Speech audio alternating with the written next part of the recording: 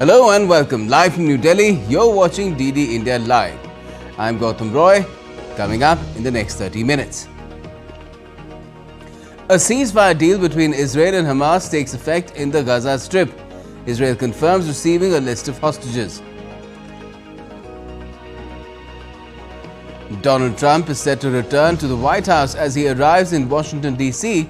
ahead of his inauguration as US's 47th president.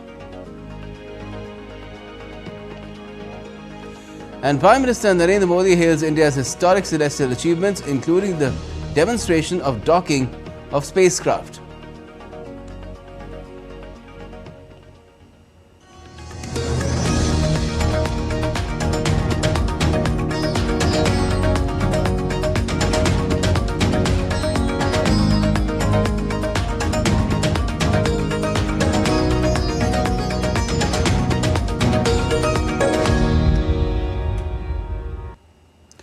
First up, a ceasefire deal between Israel and the Hamas in the Gaza Strip took effect on Sunday after a near 3-hour delay, pausing a 15-month-old war that has brought devastation and seismic political change in West Asia. Residents and a medical worker in Gaza said that they had heard no new fighting or military strikes since the ceasefire was finally implemented.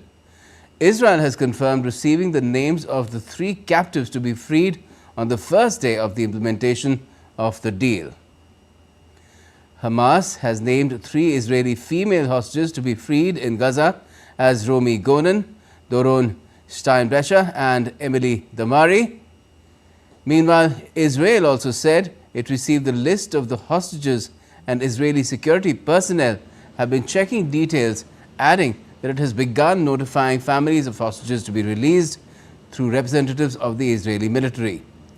Israeli Foreign Minister Gideon Saar said that Israel is committed to achieving its objectives, including the return of all hostages. However, he also added that they hadn't met the objective of dismantling Hamas's military strength. First of all, we are committed to release all our hostages. To move from the first phase to the second phase is not something automatic. We have objectives of the war. To do it automatically is to accept Hamas wishes. Unfortunately, we hadn't met the objective of dismantle Hamas military and governmental capabilities. We had an advancement. Hamas turned from a terror army to a guerrilla group. And celebrations have been erupting all over the region after a ceasefire in the conflict-ridden territory came into effect on Sunday morning. The ceasefire was announced more than 2 hours later than scheduled, in fact almost 3 hours, due to a dispute between Israel and Hamas over naming the captives to be freed.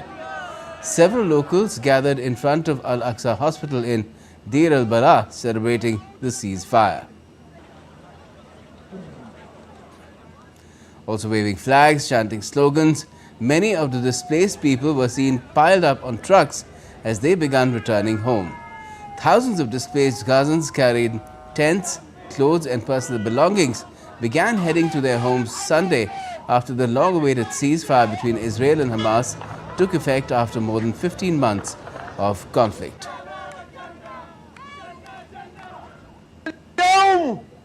Today, the whole world is a witness that today we will return to the north, to Sazaya, Zaitun and Gaza. And tomorrow, God willing, we will return to every inch of the Palestinian land. Tomorrow we will return to Lod, Ramlah, Jaffa and Haifa. Tomorrow, God willing, we will return to Jerusalem, celebrating and cheering. No one can defeat us and no one can beat us. We are steadfast and patient, God willing. Honestly, it's an indescribable feeling. It's a joy from the heart. Our message to the families of the martyrs, may God grant you patience. Our message to the families of the injured, may God cure your children. Our message to the families of the prisoners: may God bring our prisoners back safe and sound. We thank God. Meanwhile, in another development, Israel's far-right National Security Minister Itamar Ben-Gvir's party announced on Sunday it was leaving the country's ruling coalition in protest at what it called the scandalous ceasefire agreement in Gaza. In a statement, Jewish Power called the ceasefire deal a capitulation to Hamas and denounced what it called the release of hundreds of murderers and the renouncing of the Israeli military's achievements in the war in Gaza. Israeli Prime Minister Benjamin Netanyahu retains a slim majority in the Israeli parliament despite these resignations.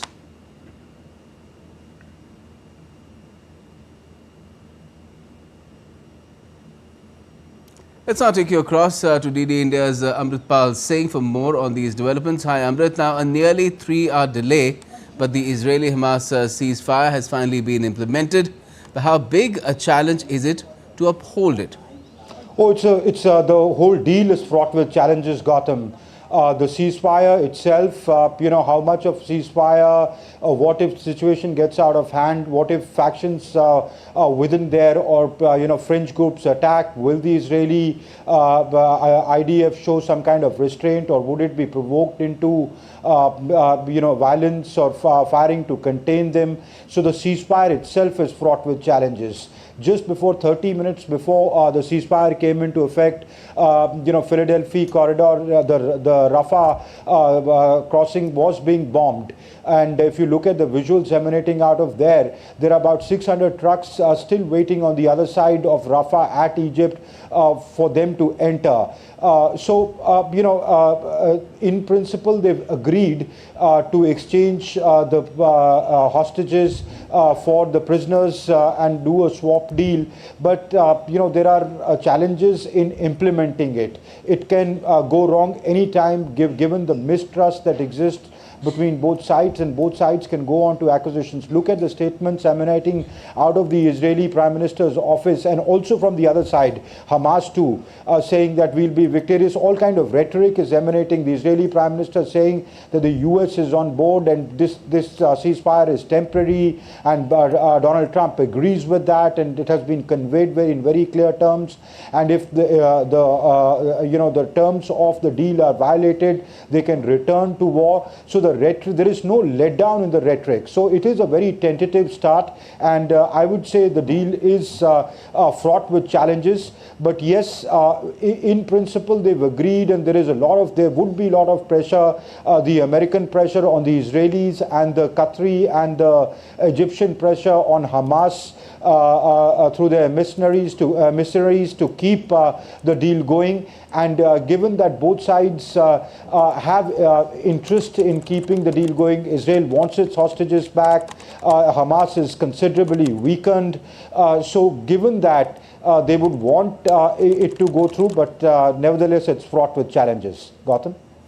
And Amrit, although Ben-Gvir has resigned and for now Netanyahu's government faces no danger, could challenges mount for him in the coming days as well?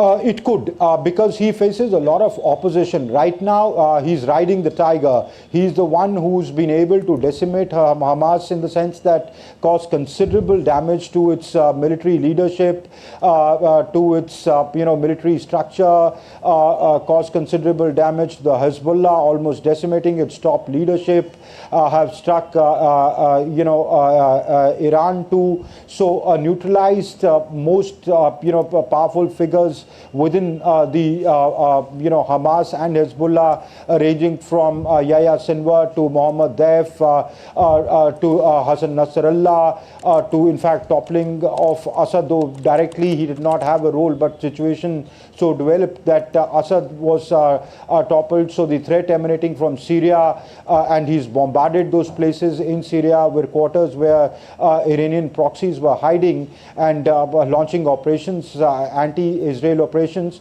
So he has things to his credit. He has credits under his belt, but again, there is political opposition. So I think right now his position is secure.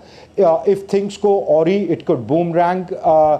If some hostages are not returned, or if the bodies are too brutalized, because emotions in such cases often run high.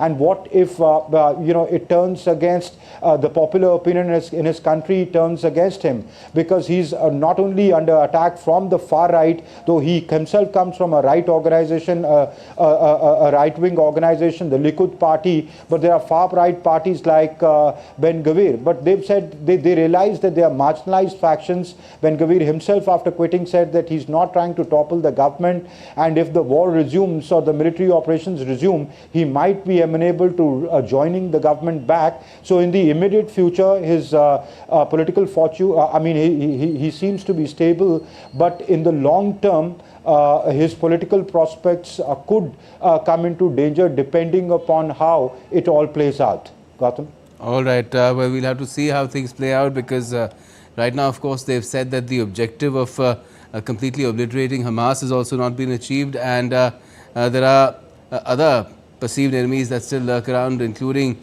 Iran and the Houthis. Thanks a lot for joining in for the moment, Amritpal Singh. Now, United Nations Secretary General Antonio Guterres has urged Israel to entirely withdraw from Lebanese territory by the deadline of the 27th of January. This has come in as he visited the Lebanese border town of Nakura, home to the headquarters of the United Nations Interim Force in Lebanon, which was recently vacated by Israeli forces. The Secretary General called on both parties and those with influence to ensure commitments under the ceasefire are realized and use the deal to address outstanding issues. It is now essential to see the withdrawal of the Israel Defense Forces from Lebanese territory and the simultaneous deployment of the Lebanese armed forces across southern Lebanon in the agreed time frame. Moreover, Lebanon's sovereignty and territorial integrity must be respected, and the Lebanese state must have full control of weapons through Lebanese territory. This is a central tenet of Resolution 1701. And the UN chief also noted that Israel Defense Forces phased withdrawal and increased deployment of Lebanese armed forces south of the Litani River. In the past 40 days alone, UNIFIL peacekeepers uncovered over 100 unguarded weapons and ammunition caches, promptly sharing their locations with the Lebanese armed forces. Resolution 1701 is clear. The area between the Blue Line and Litani River must be free of all armed personnel, assets and weapons other than those of the government of Lebanon and UNIFIL. U.S. President-elect Donald Trump has arrived in Washington's Dulles International Airport on Saturday for an inauguration celebration, marking his return to power that has been upended by record cold temperatures. Trump arrived in an Air Force plane sent by outgoing President Joe Biden to his home in Palm Beach, Florida, where the Republican had worked on his transition to power after winning the 5th of November election over Democratic Vice President Kamala Harris. Trump is due to hold a rally with supporters inside the Capital One Arena in downtown Washington on Sunday, the eve of his inauguration, as well as a post-inauguration event Monday afternoon. A blast of frigid weather forecast for Monday prompted Trump to move the inaugural ceremonies from the iconic west front of the U.S. Capitol building to indoors in the Capitol Rotunda and the parade down Pennsylvania Avenue to the Capital One Arena. And Trump, along with his family, watched a fireworks display from the Trump National Golf Club in Sterling, Virginia, ahead of his inauguration.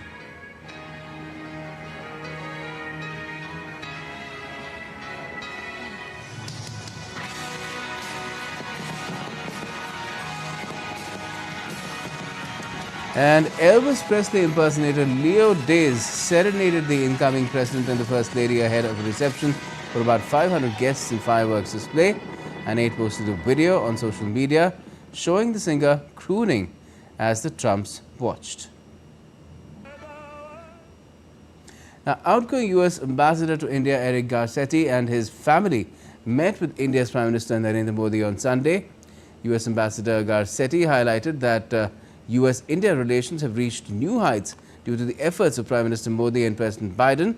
Garcetti expressed his gratitude to Prime Minister Modi and the people of India for their warm hospitality during his final visit to India. He emphasized that the U.S.-India partnership has become indispensable and will continue to grow stronger in the coming years. And still to come in this edition of DD India Live. TikTok goes dark as the US ban takes effect. ASEAN tells Myanmar to prioritize ceasefire over elections.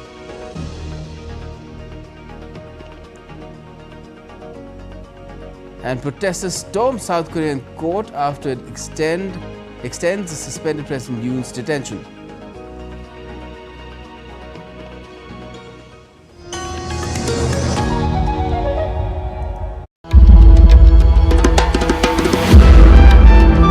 Timeless, boundless, and infinite. The essence of faith, the soul of Sanatan culture. From the sacred confluence of Prayag, where divinity descends to earth. Witness the grandeur, the devotion, the magic. World's largest cultural and spiritual gathering, with over 450 million devotees expected to attend. Mahakumbh, India's greatest festival of faith. Exclusively on DD India.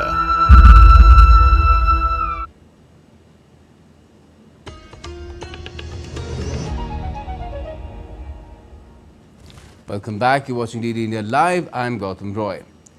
Malaysia's Foreign Minister Mohammed Hassan kicked off the nation's chairmanship of ASEAN by hosting the Foreign Ministers' retreat in Langkawi on Sunday. In his opening remarks, Hassan said that the theme of Malaysia's leadership would be inclusivity and sustainability, highlighting the challenges posed by climate crisis. ASEAN's centrality revolves over potential challenges, committed to addressing regional issues with Beijing's assertiveness in the South China Sea. The region is a conduit for about $3 trillion of annual shipborne trade, has been the site of heated standoffs in the past 2 years between ASEAN member the Philippines and China, a major source of the region's trade and investment. ASEAN's strength lies in the way it represents an entirely different model of engagement. One where shared decision-making transcends differences in governance. It is one where influence is not measured only by military might or economic power, but by the ability to foster dialogue, to encourage cooperation, and to build the trust necessary for global peace and prosperity. Also, the Association of Southeast Asian Nations has told Myanmar's military government its plans to hold an election amid an escalating civil war should not be its priority and urged the junta to start dialogue and end hostilities immediately. Malaysia also announced the appointment of former diplomat Othman Hashim as special envoy on the crisis in Myanmar, where the United Nations says humanitarian needs are at alarming levels, with nearly 20 million people, more than a third of the population, needing help.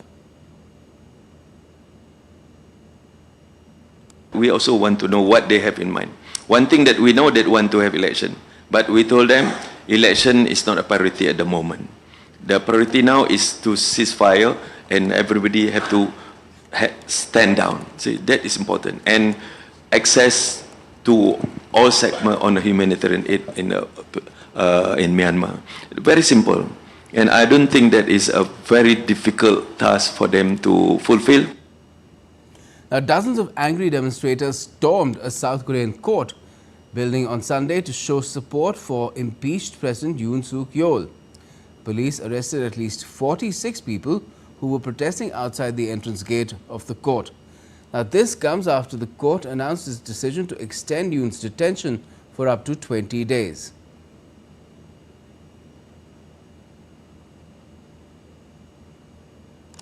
TikTok stopped working in the United States late on Saturday and disappeared from Apple and Google app stores ahead of a law that takes effect Sunday, requiring the shutdown of the app used by 170 million Americans.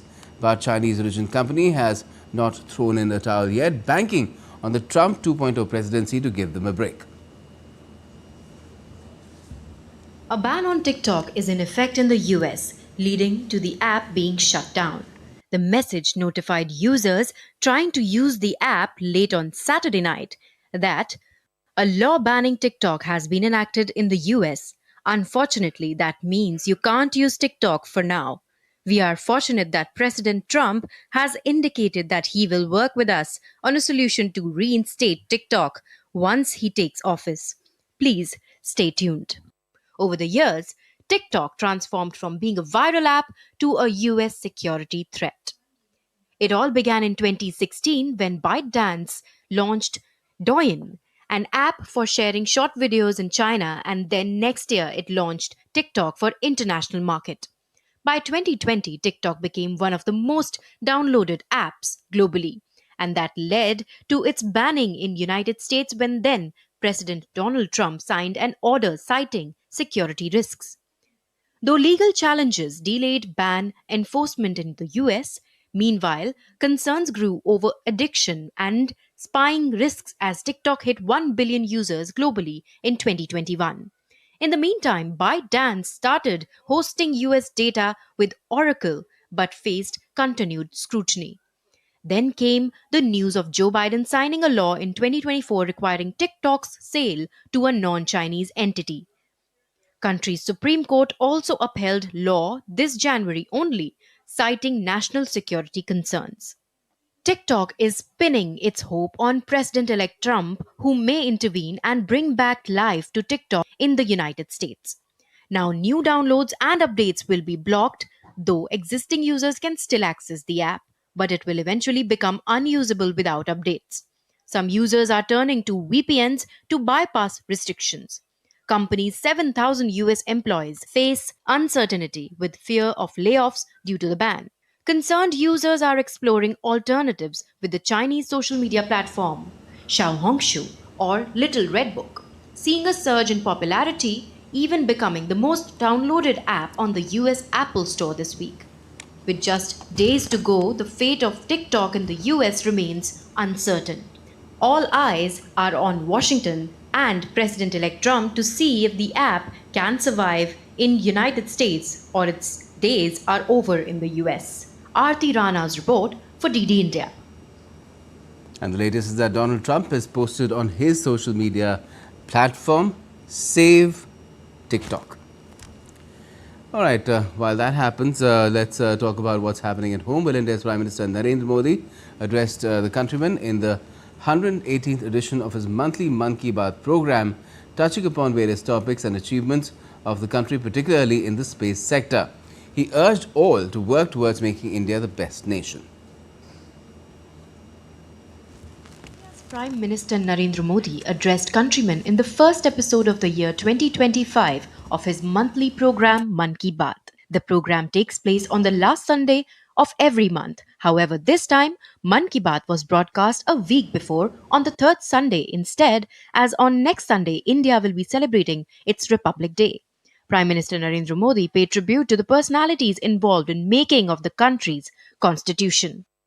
इस बार का गणतंत्र दिवस बहुत विशेष है।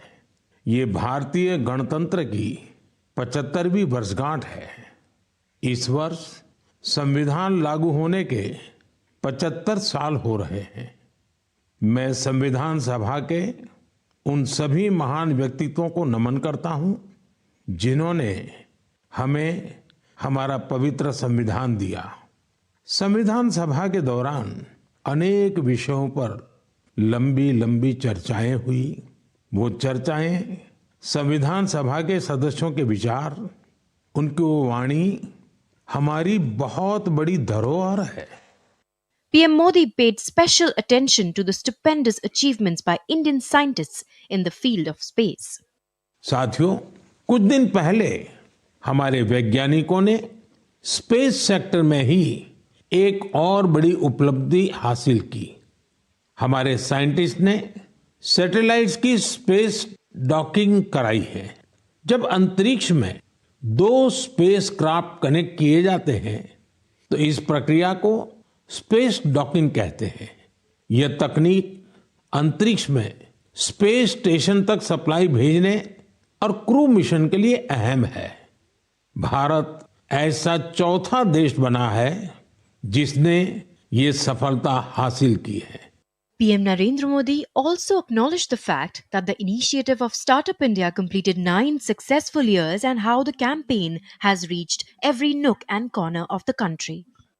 जब यह सुनने को मिलता है कि अंबाला, हिसार, कांगड़ा, चेंगलपट्टू, बिलासपुर, ग्वालियर और वाशिम जैसे शहर स्टार्टअप्स के सेंटर बन रहे हैं तो मन आनंद से भर जाता है। नागालैंड जैसे राज्य में पिछले साल स्टार्टअप्स के रजिस्ट्रेशन में 200% से अधिक की वृद्धि हुई है। PM also drew parallels between Grand Kumbh Mela in Prayagraj, Uttar Pradesh and South India's Pushkaram. He termed Kumbh as the festival of unity in diversity. कुंभ का आयोजन हमें ये भी बताता है कि कैसे हमारी परंपराएं पूरे भारत को एक सूत्र में बांधती हैं। उत्तर से दक्षिण तक मान्यताओं को मानने के तरीके एक जैसे ही हैं। एक तरफ प्रयागराज, उज्जैन, नासिक और हरिद्वार में कुंभ का आयोजन होता है, वैसे ही दक्षिण भूभाग में गोदावरी, कृष्णा, नर्मदा और कावेरी नदी के तटों पर पुष्करम होते हैं। ये दोनों ही पर्व हमारी पवित्र नदियों से, उनकी मान्यताओं से जुड़े हुए हैं। The Indian Prime Minister concluded this edition of Mann Ki Baat broadcast by encouraging all to continue working in their own ways to contribute to make India the best nation in the world. Antara Sinha for DD India. And that's all we have for this edition of DD India Live, but let us know your thoughts on the news of the day. And for those on the go, you can get all the latest news and updates from India and across the world on the DD India mobile app. It's available on both Android and iOS. You can scan the QR code on the screen and download the app right away. And we'll be back with more news as it breaks here on DD India. I'm Gautam Roy, and from all of us here in Delhi, thanks for watching DD India Live.